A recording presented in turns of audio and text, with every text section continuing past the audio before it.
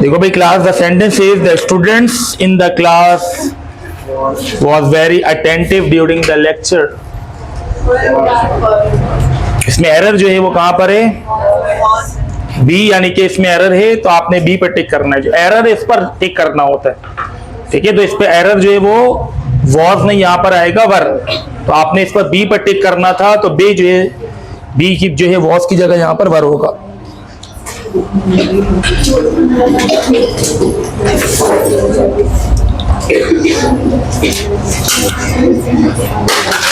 क्या हो गया भाई? बेटा सेंटेंस नंबर 2 देखें। Neither the principal not the teachers was willing to accept the blame. Neither the principal nor the teachers were. After nor we see the noun or subject or pronoun, ठीक है। Noun nor के बाद वाले को देखते हैं और उसके अकॉर्डिंग जो है वो वर्ब यूज करते हैं। तो नॉर के बाद जो है द टीचर्स है, तो यहां पर वॉज नहीं आएगा, यहां पर वर आएगा। Every one of the participants have completed the registration process। तो यहां पर क्या होगा भाई? एरर जो है वो हैव में है, तो यहां पर हो जाएगा every one of the participants have, ठीक है। अब स्टूडेंट देखेंगे भाई पार्टिसिपेंट्स, तो ये सही है भाई, हैव होना चाहिए। तो हमने पार्टिसिपेंट्स को नहीं देखना, बल्कि हमने every one, each one, one, none, ठीक है, इनको देखना होता है। The team of the engineers are working on the project, on the new project। बेटा आपने इंजीनियर्स को नहीं देखना, टीम को देखना है, ठीक है। The team of engineers is working on the new project। The next one is she enjoys to read novels and writing poetry in her free time। She enjoys reading novels and writing poetry in her free time। बेटा after enjoy we use gerund form, we use ing form of verb, not present participle, not to infinitive, ठीक है। enjoy के बाद to infinitive verb use नहीं करते हैं। after enjoy gerund form of verb use किया जाता है, I, ठीक है। I enjoy, she enjoys reading novels and writing poetry in her free time। Sir ये आपने कौन से लेक्चर में पढ़ाया था? ये कौन से लेक्चर में पढ़ाया था? एंजॉय के बाद हम जेरेंट फॉर्म यूज करेंगे, टू इंफिनिटिव यूज करेंगे। आपको याद होगा मैंने बताया था, लाइक आ जाए, डिसलाइक आ जाए, ठीक है, एंजॉय आ जाए, ये सारे वो वर्ब हैं जिनके बाद हमेशा वर्ब की जेरेंट फॉर्म यूज करते हैं। I like reading book, I like playing cricket, I dislike, ठीक है, कुकिंग फूड। तो ये like, dislike, hate, love, enjoy, after these verbs ING form of verb, gerund form of verb are used, ठीक है, बताया था। देखो टेस्ट का बुनियादी मकसद ये है कि जो गलतियां आ रही हैं, ठीक है, और जो चीजें ध्यान से निकल गई, ठीक है, तो वो चीजें जो है उसको ओवरकम करना, ठीक है। जो चीजें ध्यान से बाद औक़ात चीजें निकल जाती हैं, तो वो चीजों को, उन चीजों को कवर करना जो है वो मकसद है। He is not only intelligent but also he is hard working। but also hard working, ठीक है। He is not only intelligent but also hard working। he is नहीं आएगा बेटा। After but also we use only adjective। यहाँ पर देखो intelligent जो है नॉट ओनली के बाद क्या है? इंटेलिजेंट एडजेक्टिव है। तो बट ऑल्सो के फौरी बाद जो है हमने क्या लिख देना है? बट ऑल्सो के फौरी बाद हम लिखेंगे adjective. No need to write here pronoun and stative verb here, ठीक है। वर्ब और प्रोनाउन लिखने की नीड नहीं होती है। तो बट ऑल्सो के फौरी बाद जो है एडजेक्टिव आ जाता है, जैसे he is not only intelligent but also hard working. But also he is hard working, ये रिलेवेंट नहीं है, बल्कि बट ऑल्सो के फौरी बाद जो है एडजेक्टिव आएगा। आई वुड, ठीक है। इसी तरह से I would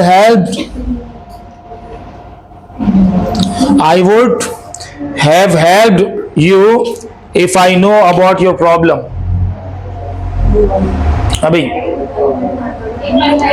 if I had known about your problem, If I had known you about your problem, I would have helped you. लेकिन फिर से मेन क्लॉज में भी तो होती निकाल सकते हैं। अगर इसमें आप में रिजल्ट क्लॉज कंडीशनल क्लॉज को फर्स्ट कंडीशनल में लेते हैं, अगर मुझे तुम्हारे मसले के बारे में पता चलेगा तो मैं तुम्हारी मदद करूंगा। ठीक है, इस पर दो बातें आ सकती हैं यहाँ पर कि वुड हैव भी, इसमें भी एरर हो सकता है अगर आप इसको फर्स्ट कंडीशनल लोगे। ठीक है, तो आई हैव हेल्प होना चाहिए, आई विल हेल्प यू। ठीक है, I will help you if I know about your problem, ये फर्स्ट कंडीशनल पर चला जाएगा। और अगर इसको थर्ड कंडीशनल पर लिया जाएगा तो क्या होगा, आई would have help you if I had known about your problem. फिर ऑप्शन ए भी कैलकुलेट हो सकता है। ऑप्शन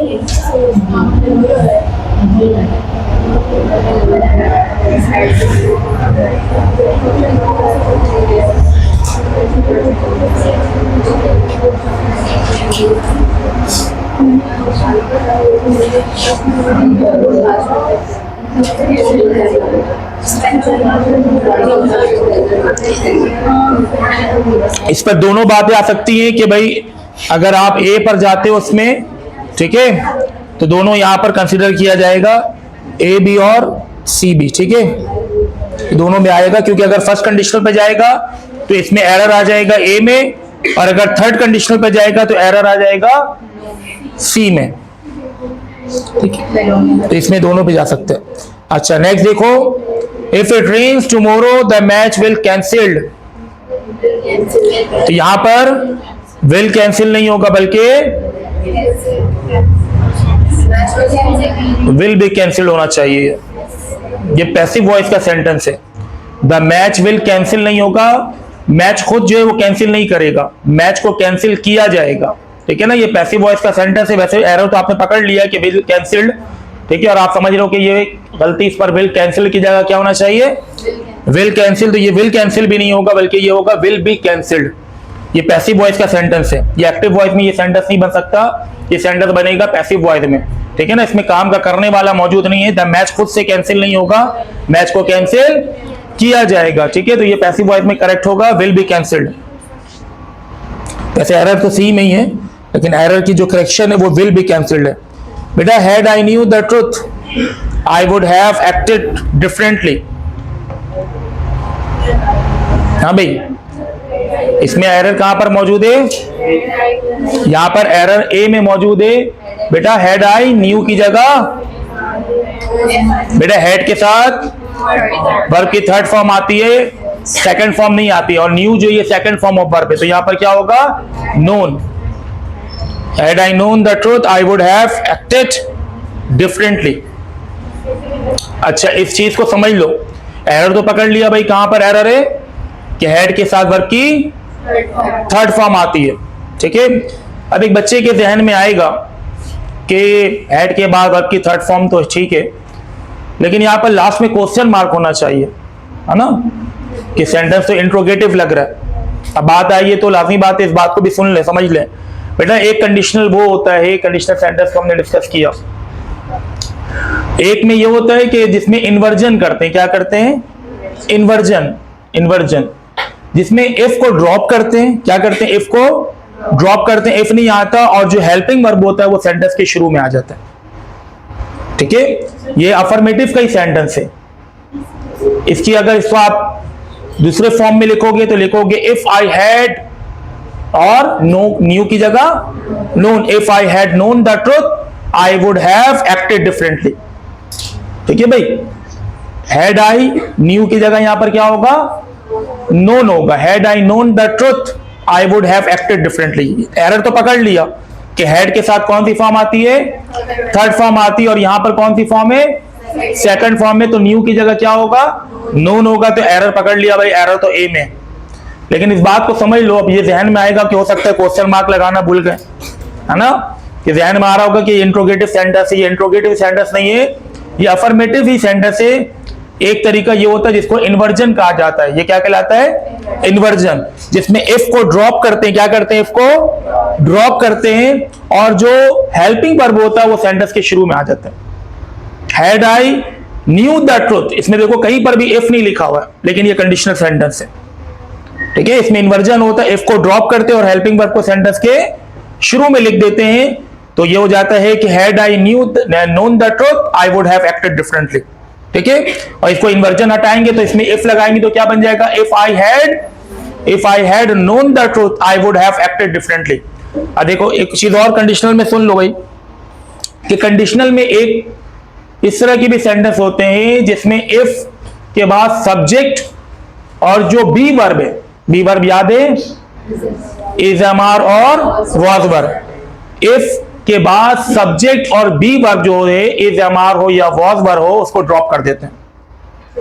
मिसाल के तौर पे सेंटेंस है इफ आई वर यू, क्या है sentence, if I were you I would forgive him, second conditional का सेंटेंस आ गया, if I were you I would forgive him, अगर मैं तुम्हारी जगह होता तो मैं उसे माफ कर देता, if I were you I would forgive him, ठीक है भाई। सेकंड कंडीशनल में बताया था कि इसके बाद सब्जेक्ट, सब्जेक्ट के बाद वर या फिर हेड और फिर आगे नाउन एडजेक्टिव कुछ भी आ जाए, ठीक है। और फिर रिजल्ट क्लॉज में सब्जेक्ट के बाद वुड आ जाए या कुड आ जाए या माइट आ जाए और फिर वर्ब की first form then object. Second conditional का फॉर्मूला याद आ रहा है कि इफ वाला जो क्लॉज होता है उसमें सब्जेक्ट के बाद वर आता है या हेड आता है, वर आता है या हेड आता है और फिर क्या आता है आगे, नाउन आता है, एडजेक्टिव आता है, ऑब्जेक्ट प्रोनाउन आता है या एडवर्ब ऑफ प्लेस, इनमें से कुछ भी आ जाए, ठीक है भाई। एक फॉर्मूला तो ये है। और रिजल्ट क्लॉज में क्या आता है, सब्जेक्ट के बाद वुड आए या कुड आए या माइट आए, वर्ब की फर्स्ट फॉर्म आएगी और ऑब्जेक्ट आएगा। एक तो फॉर्मूला ये हो गया सेकंड कंडीशनल।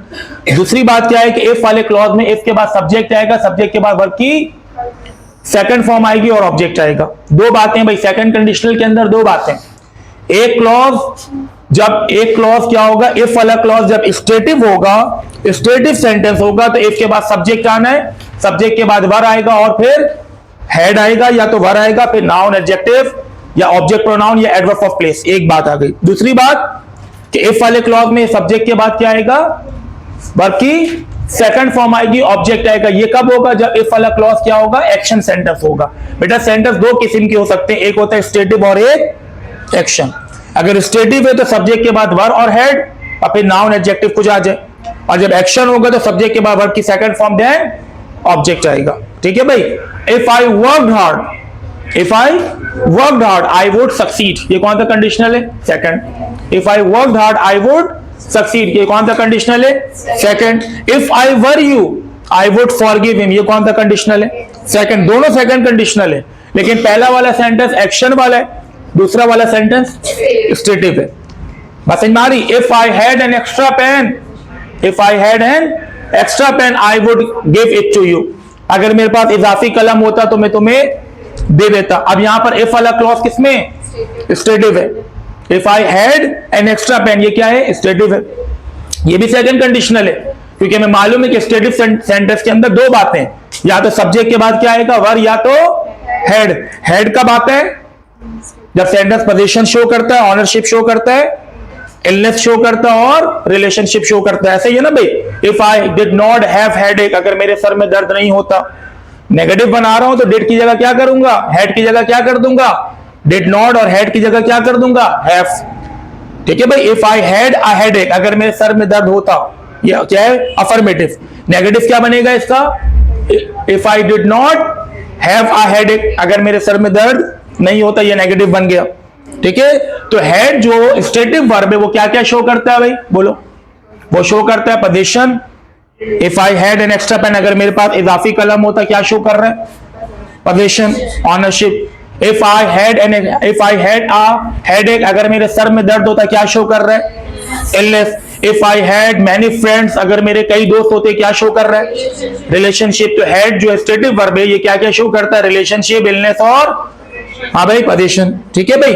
तो दो बातें आ गई सेकंड कंडीशनल के अंदर। इफ वाला क्लॉज में क्या होगा, सब्जेक्ट के बाद हेड आएगा या वर आएगा, फिर आगे नाउन आएगा या एडजेक्टिव आ जाए या ऑब्जेक्ट प्रोनाउन आ जाए या एडवर्ब ऑफ प्लेस आ जाए। और रिजल्ट वाले क्लॉज में सब्जेक्ट के बाद वुड आ जाए, कुड आ जाए या माइट आ जाए, फिर वर्ब की first form and then object आ गए। एक बात ये हो गई। दूसरी बात क्या है भाई, इफ वाला क्लॉज किसमें होगा, पास्ट इंडेफिनिट में, यानी कि इफ के बाद सब्जेक्ट, सब्जेक्ट के बाद वर्ब की second form and then object. Clear हो गया। थर्ड कंडीशनल के अंदर मैंने क्या बताया कि इसमें क्या होता है कि सब्जेक्ट और बी वर्ब जो है, बी वर्ब से मुराद इज एम आर और वॉज वर्ब है। ठीक है भाई, इफ वाले क्लॉज का इसमें क्या करते हैं, सब्जेक्ट और बी को ड्रॉप करते हैं। इफ इन ट्रबल, देखो यहां पर मैंने क्या कहा, if in trouble, if in trouble, मैंने यहां पर यू भी नहीं कहा और वर भी नहीं कहा। If you were in trouble, इसका मतलब है अगर तुम मुश्किल में होते। If you were in trouble, कौन सा conditional, second. If you were in trouble I would help you, अगर तुम मुश्किल में होते तो मैं तुम्हारी मदद करता, कौन सा कंडीशनल, सेकंड। एक कंडीशनल के अंदर ये भी ऐसा भी होता है कि जिसमें हम सब्जेक्ट को ड्रॉप करते हैं और बी वर्ब को ड्रॉप कर देते हैं। ठीक है, अब देखो if I were in trouble, short में क्या बोलेंगे, इसका दूसरा तरीका क्या होगा, इफ इन ट्रबल, क्या ड्रॉप किया, सब्जेक्ट ड्रॉप किया और वर्ड ड्रॉप कर दिया। ये भी एक पॉसिबिलिटी बनती है सेकंड कंडीशनल के अंदर। क्लियर हो गया। जैसे थर्ड कंडीशनल के अंदर ये वाला है ना, इन्वर्जन वाला, कि हेड पहले आ गया, सब्जेक्ट आ गया, फिर वर्ब की थर्ड फॉर्म आएगी, फिर ऑब्जेक्ट आएगा, फिर रिजल्ट क्लॉज में आई वुड हैव, देखो वुड हैव के बाद वर्ब की थर्ड फॉर्म आ गई। ठीक है, इसमें क्या हुआ कि इफ को ड्रॉप किया और हेल्पिंग वर्ब को क्या किया, सेंटेंस के शुरू में यूज किया। इफ को ड्रॉप किया और सेंटेंस में हेल्पिंग वर्ब को शुरू में यूज कर दिया। ये क्या बन गया भाई, ये इन्वर्जन कहलाता है। क्या कहलाता है, इन्वर्जन। एक बात ये हो गई। दूसरी बात क्या है भाई, सब्जेक्ट ड्रॉप होगा और जो बी वर्ब है वो ड्रॉप कर देंगे। ठीक है, जैसे if in trouble, if in trouble, if in class, if in the class, इसका मतलब, इफ इन द क्लास का मतलब if you were in the class, ये मतलब बनेगा। ठीक है, आप बात समझ में आ गई। इफ इन द क्लास, अगर तुम क्लास में होते, would you ask any question, तक क्या तुम कोई सवाल करते। तो इसमें क्या ड्रॉप हुआ, सब्जेक्ट और वर्ड ड्रॉप हुआ। इफ के बाद डायरेक्ट क्या आ गया, प्रीपोजिशनल फ्रेज आ गया, एडवर्ब प्लेस आ गई। If in class, if in trouble, if in at home, अगर तुम घर में होते, अगर तुम ऑफिस में होते, तो इसमें क्या हुआ, यू भी ड्रॉप हुआ और बोलो सब्जेक्ट यानी कि यू ड्रॉप हुआ और क्या ड्रॉप हुआ, बी वर्ब जो है वो ड्रॉप हो गया। ये भी एक पॉसिबिलिटी बनती है कंडीशनल के अंदर। ठीक है भाई, तो बात ये निकली है, तो इसको भी हमने डिस्कस कर लिया। He is interested on joining the new course eight university. हाँ भाई, ऑन में प्रीपोजिशन में मसला है, इंटरेस्टेड के साथ प्रीपोजिशन इन यूज करते हैं, ऑन यूज नहीं करते। ऑन नहीं आता, इन आता है। हाँ भाई, she insisted to pay the bill herself. She insisted on paying, insist के साथ प्रीपोजिशन ऑन यूज करेंगे। She insisted on paying the bill herself. हाँ भाई, आगे देखो, the manager asked us to complete the task. Error जो है वो टू पे में है। टेस्ट में तो डबल में एरर दे रहा है, आंसर इसका डबल आ रहा है।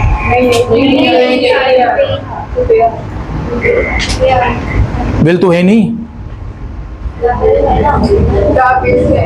ऑप्शन बी है ना, बिल कह रही हैं आप, नहीं यहाँ पर ऑप्शन में टू पे में एरर होगा। ठीक है, ऑन पेइंग होगा। The manager asked us to complete the task efficiently, quickly and we should respect back। हाँ भाई, कहाँ एरर है, we should report back, इसमें एरर है।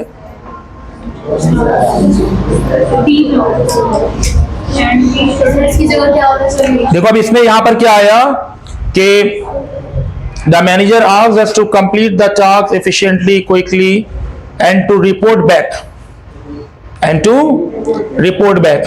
क्योंकि आप देखो आगे जो रिपोर्ट है ये क्या है, वर्ब है ना। अब वर्ब के साथ यहां पर शुड नहीं आना है ना भी आना है। ठीक है, तो शुड नहीं, यहां पर टू इन्फिनेटिव आ जाएगा, टू रिपोर्ट बैक।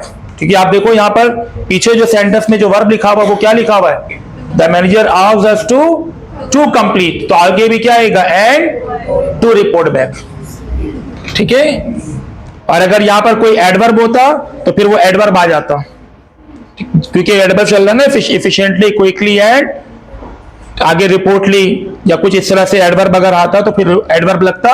लेकिन क्योंकि आगे सेंटेंस में वर्ब लिखा हुआ है रिपोर्ट बैक, तो रिपोर्ट बैक के साथ शुड जो गलत लिखा हुआ है यहां पर टू रिपोर्ट बैक होगा और वी भी हट जाएगा और टू रिपोर्ट बैक हो जाएगा।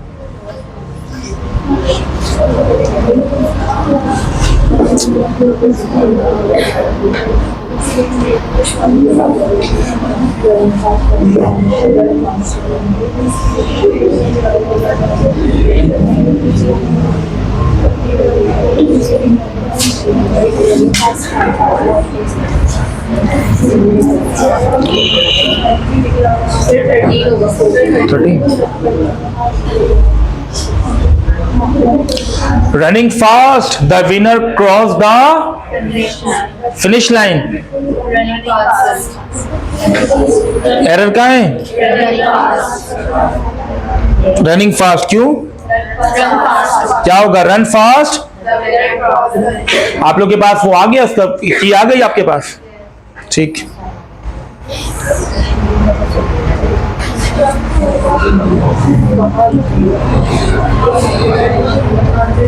इसका 13 का देखना, सेंडर इसका देखना 13 का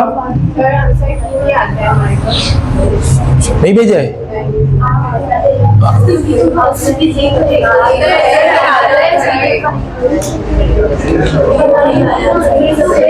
डिलीट कर देते हैं। अच्छा भाई लड़ो नहीं।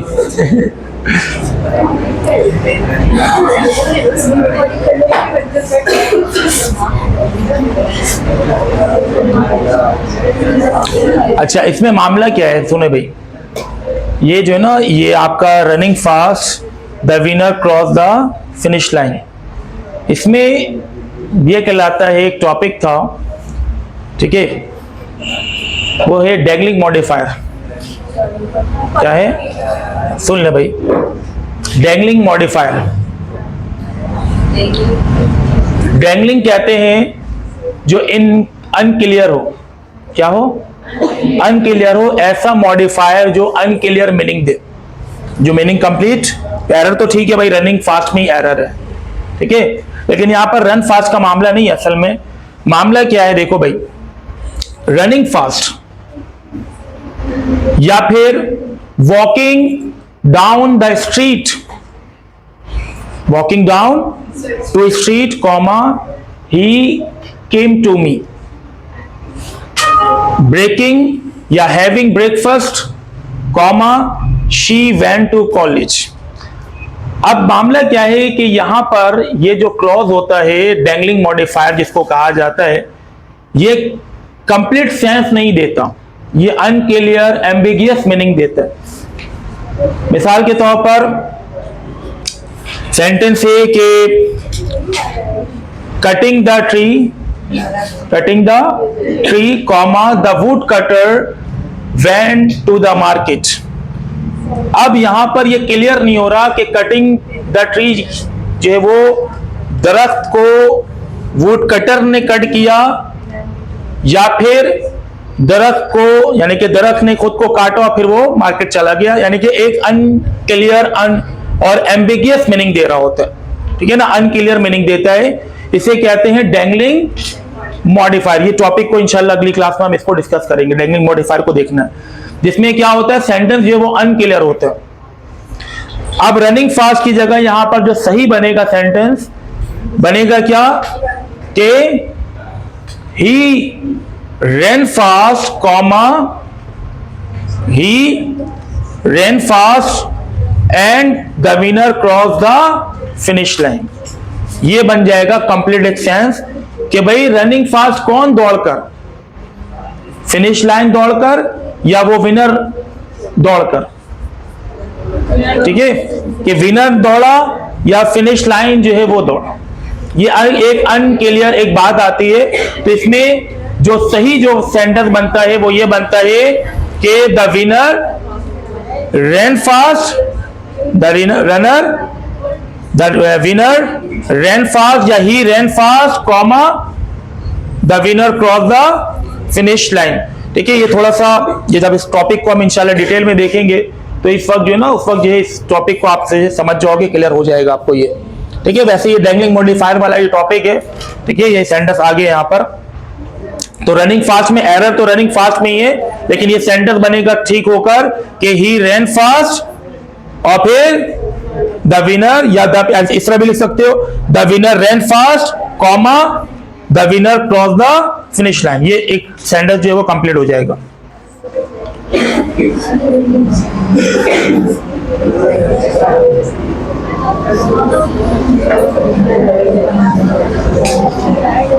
हाँ भाई, she avoided to speak with her colleague yesterday. She avoided, बेटा अवॉइड के साथ gerund verb लगाना है. She avoided speaking with her colleague yesterday. देखो भाई, कुछ ऐसे वर्ब है जिनके साथ टू इन्फिनेटिव की जगह जेरंड फॉर्म यूज करते हैं. ठीक है, जैसे मैंने आपको बताया लाइक है, डिसलाइक है, हेट है, लव है. ठीक है, इसी तरह से ऊपर कौन सा वर्ब आया था? एंजॉय है. ठीक है, ये अवॉइड है. ये सारे वर्ब जो है ना, इनके बाद क्या यूज करेंगे आप? जेरंड यूज करेंगे, टू इन्फिनेटिव यूज नहीं करेंगे. ठीक है, जैसे मैंने बताया ना, लाइक, डिसलाइक, हेट, लव.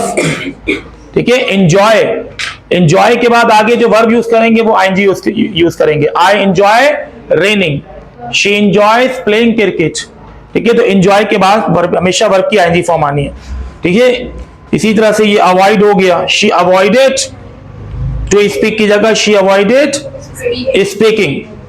अच्छा, इसी तरह से याद रखना कि जब बिफोर आ जाए, आफ्टर आ जाए, वाइल आ जाए. ठीक है, बिफोर, आफ्टर, वाइल. अच्छा, स्टार्ट, स्टॉप, स्टार्ट, स्टॉप, इनके बाद भी जो वर्ब होगा वो जेरंड यूज करेंगे. It has stopped raining, it has stopped raining, it has stopped to rain. नहीं, बारिश रुक चुकी है, क्या बोलोगे? It has stopped raining, it has stopped to raining नहीं बोलना. ठीक है, टू रेन नहीं बोलना. It has stopped raining, it has started raining. Start, stop, finish, finish, complete, ये सारे वो वर्ब है जिसके बाद आप यूज करोगे वर्ब की जेरंड फॉर्म, आईएनजी फॉर्म. एक वर्ब आगे, जैसे यहां पर अवॉइड, तो she avoided speaking with her colleague yesterday.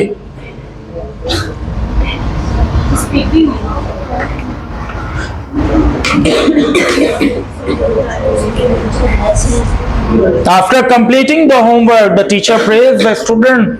ये भी एक, यहां पर भी वैसे तो आफ्टर के बाद, ठीक है ना, आफ्टर के बाद वर्ब की आईएनजी फॉर्म ही आती है. जैसे मैंने बताया, बिफोर, आफ्टर, वाइल. ठीक है, फॉर, आईएनजी फॉर्म आती है. लेकिन यहां पर भी वही वाला मामला आ गया कि ये भी डैंगलिंग मॉडिफायर का है कि आफ्टर कंप्लीटिंग द होमवर्क. अब देखो, होमवर्क को मुकम्मल करने के बाद the teacher praise the student, teacher ने स्टूडेंट की तारीफ की. अब होमवर्क कंप्लीट करने वाला क्या लग रहा है? टीचर है. समझ में आ रही है कि after completing the homework, homework complete करने के बाद teacher praise the student, teacher ने तालिबे इल्म की तारीफ की. तो होमवर्क ऐसा लग रहा है कि किसने होमवर्क कंप्लीट किया? हाँ भाई, देखिए सेंस नहीं बन रहा ना, लेकिन यहाँ पर एक सेंस पे तो आ रही बात, लेकिन यहाँ पर एम्बिगियस है कि होमवर्क जो है, क्योंकि आगे द टीचर जो है, ऐसा लग रहा है कि द टीचर, ये जो पहला वाला क्लॉज है आफ्टर कंप्लीटिंग द होमवर्क, ये जो फ्रेज है, ये फ्रेज किसको मॉडिफाई कर रहा है? बोले, ये लग रहा है कि किसको मॉडिफाई कर रहा है? सब्जेक्ट को करता है. बेसिकली सब्जेक्ट को करता है, लेकिन सब्जेक्ट को अगर कर रहा है तो ये एक अनबिगियस आ रहा है और एक अनक्लियर मैसेज दे रहा है. ठीक है, अब क्लियर नहीं हो पा रहा है कि टीचर ने होमवर्क कंप्लीट किया या स्टूडेंट ने. अब ये एक डैंगलिंग मॉडिफायर हो जाएगा. अब ये कंप्लीट क्या बनेगा? The student completed the homework, comma, the teacher praised the student. आप कह रहे हैं कि टीचर ने स्टूडेंट की तारीफ की, तो हमें तो मतलब पता चल रहा है कि काम स्टूडेंट ने किया. देखो यहां पर आप, यही तो मैं समझा रहा हूं ना कि आफ्टर कंप्लीटिंग द होमवर्क, काम मुकम्मल करने के बाद, काम मुकम्मल करने के बाद. अब आप ये बताओ कि काम मुकम्मल करने के बाद आगे जो बात होगी वो किसकी बात होगी? सब्जेक्ट कौन होगा? जो सब्जेक्ट होगा उसी के बारे में आप इंफॉर्मेशन दे रहोगे ना. इंफॉर्मेशन आप किसको दोगे? मिसाल के तौर पर हैविंग फिनिश्ड माय डिनर, आप अब अगला वाला जो क्लॉज होगा उसमें सब्जेक्ट जो होगा वो उसी से आप बोलोगे कि भाई सब्जेक्ट किसके लिए हो रहा है. पहला वाला क्लॉज जो है, जो फ्रेज है, वो किसको मॉडिफाई कर रहा है? सब्जेक्ट को कर रहा है. ठीक है ना. आफ्टर कंप्लीटिंग या हैविंग टेकन डिनर, डिनर करने के बाद कॉमा। अब ये बताओ कि टेकन डिनर करने के बाद, यानी कि डिनर करने के बाद आगे जो आप सेंटेंस बोलोगे उसमें आप किसके बारे में इंफॉर्मेशन दे रहे होगे? सब्जेक्ट के बारे में इंफॉर्मेशन आ रही होगी कि डिनर करने के बाद I went to the market. अब ये आई जो है किसके बारे में इंफॉर्मेशन दे रहा है? या टेकन डिनर ये किसके बारे में इंफॉर्मेशन दे रहा है? मेरे बारे में, यानी कि सब्जेक्ट के बारे में। तो यहां पर भी ऐसी लगेगा कि सब्जेक्ट के बारे में इंफॉर्मेशन दे रहा है कि after completing the homework, homework complete करने के बाद, ठीक है। और होमवर्क कौन कंप्लीट करता है? स्टूडेंट करता है। लेकिन उस सेंस के लिहाज से अगर देखा जाए सेंटेंस में क्या आ रहा है कि होमवर्क कंप्लीट करने के बाद टीचर ने बच्चे की तारीफ की, टीचर ने एक बच्चे की तारीफ की होमवर्क मुकम्मल करने के बाद। तो होमवर्क कौन किसने मुकम्मल किया, ये एक एम्बिगियस बात आ रही है, ठीक है। इसीलिए इसका सेंटेंस क्या बनेगा सही कि when the student completed the homework, comma the teacher praised the student, ठीक है। इसको मैंने क्या ना, इसको इंशाल्लाह देखेंगे हम। Not only the students but also the teacher are, कहां पर एरर है? देखो यहां पर एरर दिया हुआ है, अंडरलाइन भी हुआ है। अच्छा, the teacher demanded, the manager demanded,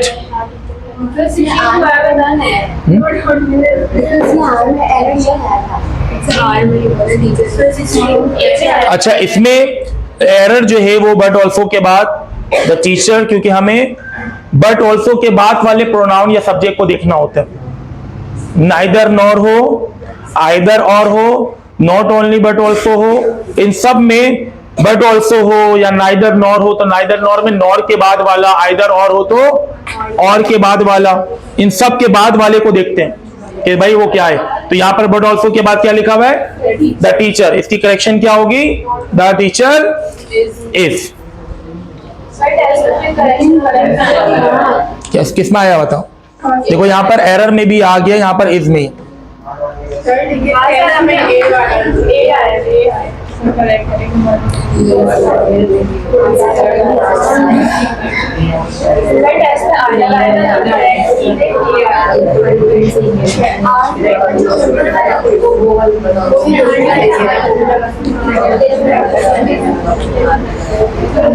किसमें एरर दिया हुआ है? वो इस वजह से आ गया ना क्योंकि वो आर की वजह से उन्होंने समझा कि टीचर्स होना चाहिए था, ठीक है। Not only the students but also the teachers.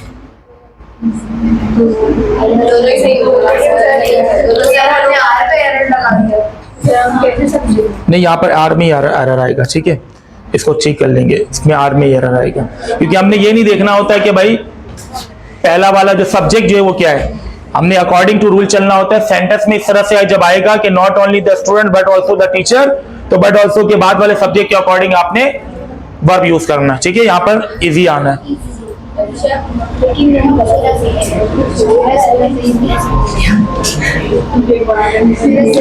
The manager demanded that the report is submitted by Friday.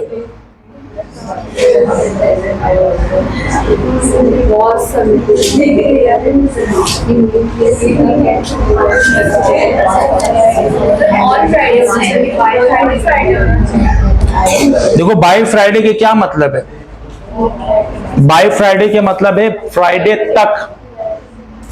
यहां पर ऑन फ्राइडे तो लगाते हैं, I will call you on Friday, he will come here on Friday. वो Friday को यहां आएगा, मैं फ्राइडे को तुम्हें कॉल करूंगा। लेकिन जब बात आती है बाय फ्राइडे या टिल फ्राइडे से मतलब होता है फ्राइडे तक। Submit the form by Friday या टिल फ्राइडे का मतलब है फ्राइडे तक फॉर्म जमा कर दो, ठीक है।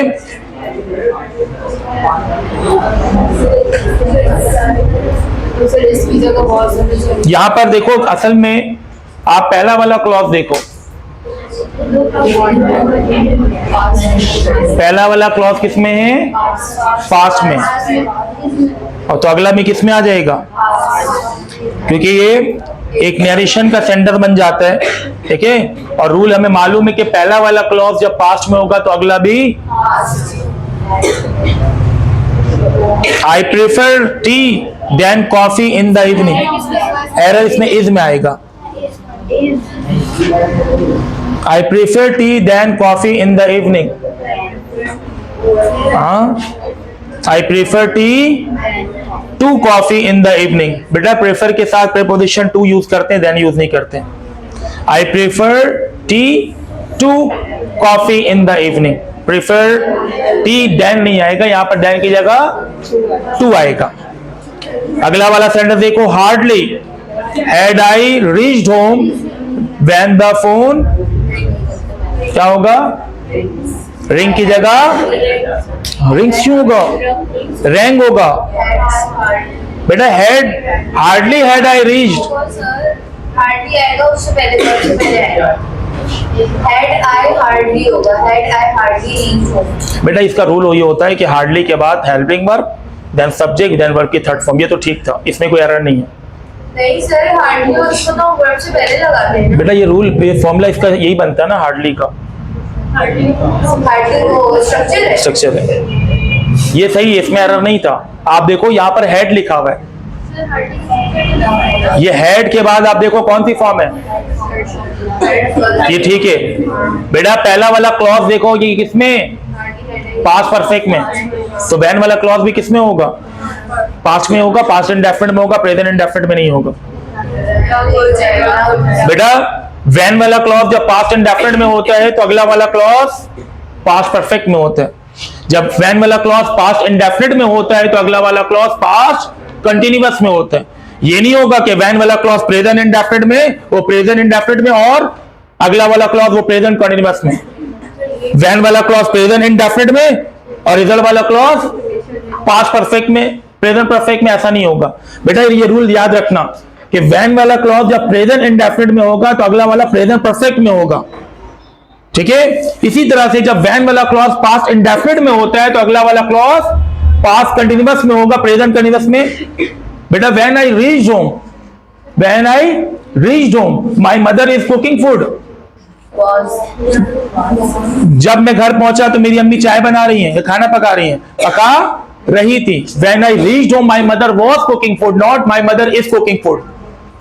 व्हेन आई रीच्ड होम, जब मैं घर पहुंचा, my mother has cooked food, my mother had cooked food. बेटा व्हेन वाला क्लॉज जब पास्ट इंडेफिनिट में होगा, ठीक है, तो अगला वाला क्लॉज किसमें बनेगा?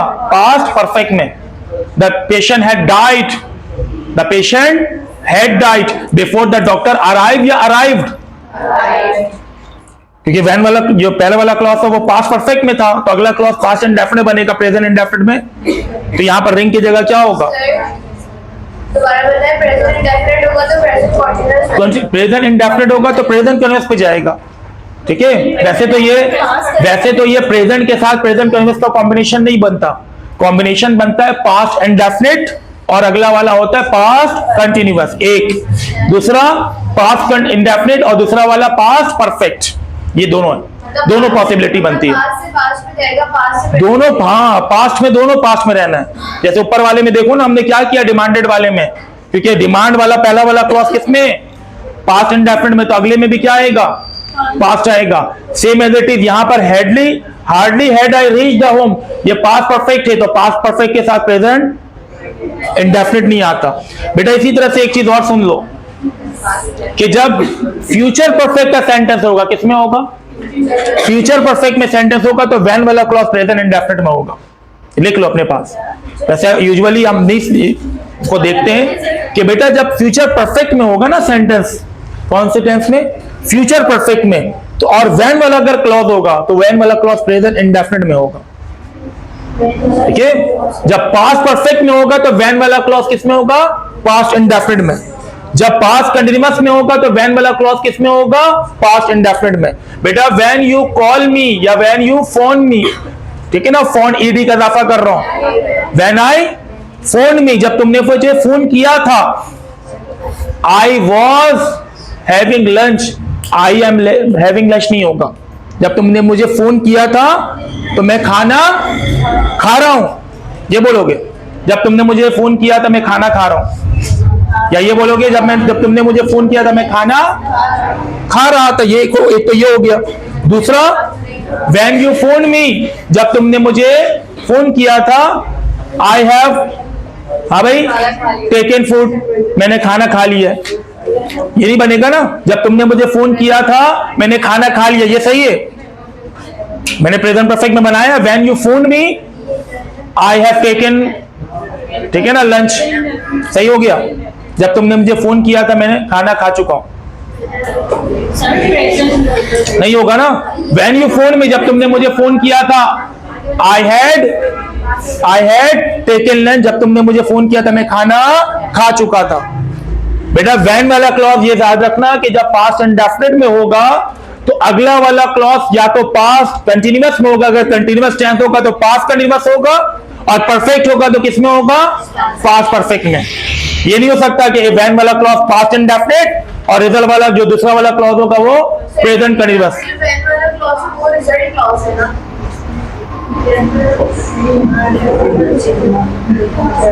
सर यहाँ पर तो व्हेन वाला क्लॉज रिजल्ट क्लॉज है। इसमें रिजल्ट क्लॉज कहां से आ गया? व्हेन द फोन, ये रिजल्ट है, ये रिजल्ट है। हाँ, ये तो कंडीशनल तो है भी नहीं, ये तो नॉर्मल सेंटेंस है। चलो इसको कंडीशनल भी अगर लोगे ना तो ये तो वैसे तो ये डिपेंडेंट और इंडिपेंडेंट क्लॉज पर जाएगा। सर यहाँ पे कैसे बनेगा? बता तो रहा हूँ, hardly had I reached home, ये कौन सा क्लॉज टेंस है? Past perfect. तो व्हेन वाला क्लॉज किसमें होगा? पास्ट इंडेफिनिट में। तो पास्ट इंडेफिनिट में रिंग नहीं आएगा, क्या आएगा? सेकंड फॉर्म आएगी ना, रिंग।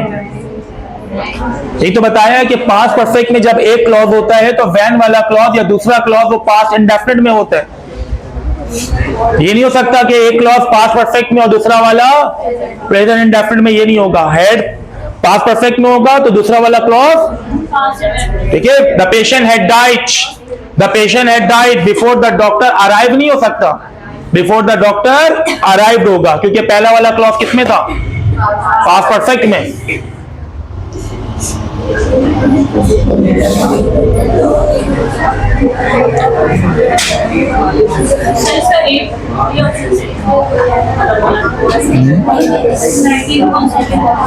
बताया तो डी, रिंग की जगह यहां पर रैंग आएगा ना, सेकंड फॉर्म आएगी यहां पर, रिंग की जगह रैंग।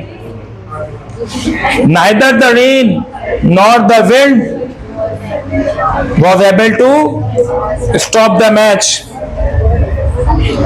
क्या इसमें?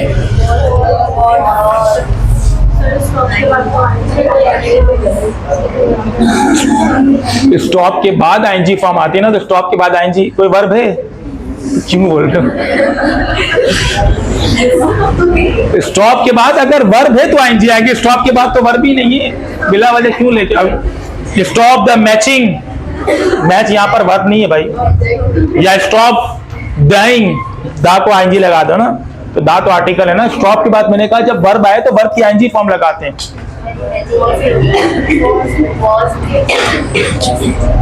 Neither the rain nor the wind was able to stop the match. वर होगा ना sir, neither the wind nor the wind were fingers.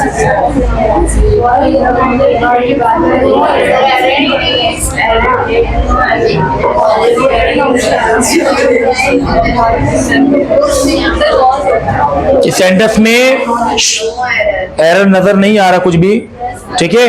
देखो इस सेंटेंस में तो सुन लो भाई, वर नहीं आएगा, वर नहीं आएगा क्योंकि नॉर के बाद जो वर्ड लिखा है द विंड, ये एक अनकाउंटेबल नाउन है, अनकाउंटेबल सिंगुलर नाउन, और अनकाउंटेबल सिंगुलर के साथ, ठीक है बेटा, रेन हो या विंड हो, ठीक है ना, इन दोनों के साथ वॉज ही आना है।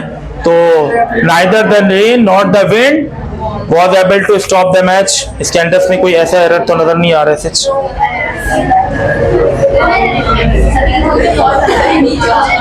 ये भी सेंटेंस को देखता हूं कि इसमें एरर है कहां पर। वैसे तो इसमें एरर मौजूद नहीं है। द इंफॉर्मेशन, बेटा the information provided in the report are not accurate. यहाँ पे एरर आर में मौजूद है क्योंकि इंफॉर्मेशन के मुताबिक लगना है। इंफॉर्मेशन के साथ क्या आएगा यहाँ पर? इज आएगा। He suggested me to take a rest after the long journey.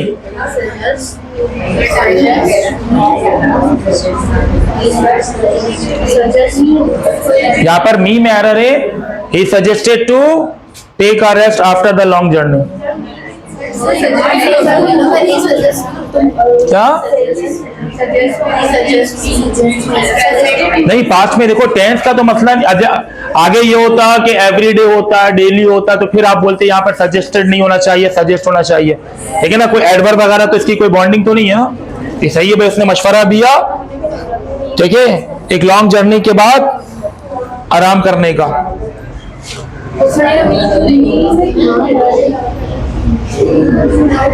किसको दिया?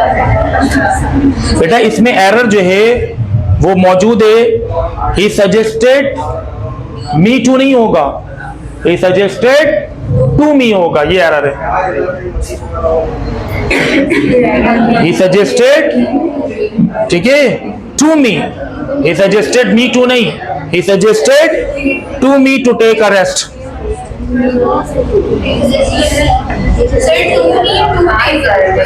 टू टेक ना, यही तो बता रहा हूँ, शी ही सजेस्टेड टू मी।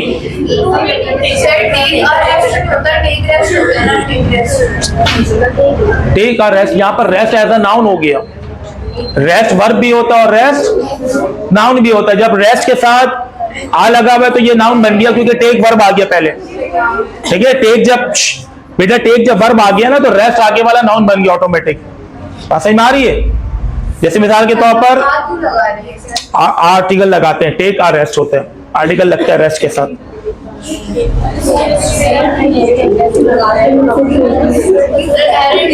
यहां पर एरर मी पर आ जाएगा। He suggested to take a rest after the long journey, ये आ जाएगा, इस तरह से होगा।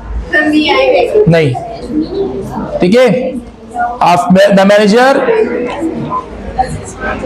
अच्छा, इसमें एरर जो है याद करो, अलॉन्ग विथ आ जाए, एज वेल एज आ जाए, बताया था कुछ।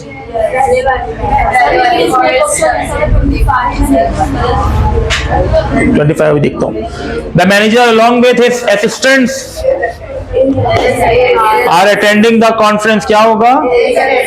अब जाओ, she is capable of doing the work efficiently and quickly।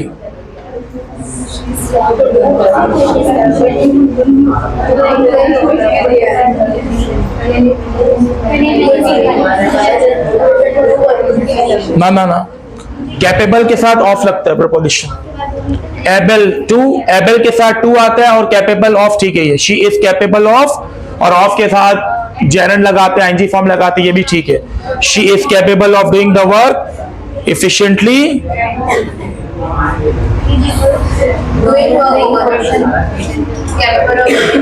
she is capable of doing the work, सही है, इसमें भी एरर नहीं है। ठीक है, इसमें भी कोई एरर नजर नहीं आ रहा। The students as well as the teacher, the students as well as the teacher